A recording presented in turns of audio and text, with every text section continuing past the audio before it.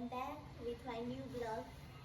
आज म चाहिँ आफ्नो नेचुरल हेबिटेटमा भ्लग बनाउन लागेको, that is my home sweet home. आज हामीले खासमा पुज्ने भनेको माता Kushmanda the 4th day of Dashain, जहाँ चाहिँ हामीले 4th फर्म अफ गडेस दुर्गालाई पुज्छौँ। अनि उहाँलाई चाहिँ जगत जननी पनि भनिन्छ। किन भनिन्छ भन्ने कुरा म पछि भन्छु।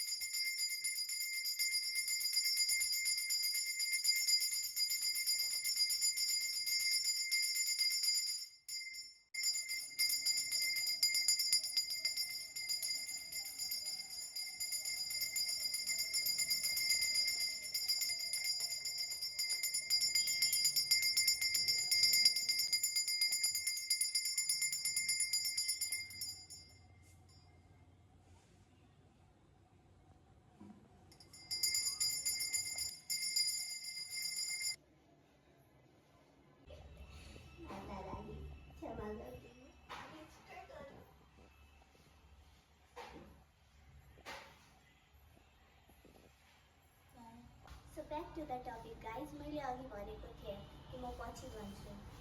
माता कुष्माण्डालाई जगत जननी किन भनिएको हो त? खासमा उहाँकै नाममा यो एन्सर लुकेको छ। कु भनेको लिटल, अनि उष्मा भनेको वाम, र अन्डा भनेपछि कस्मिक एग। उहाँको लाफ्टर, डिभाइन लाफ्टरबाट यो युनिभर्स क्रिएट भएको।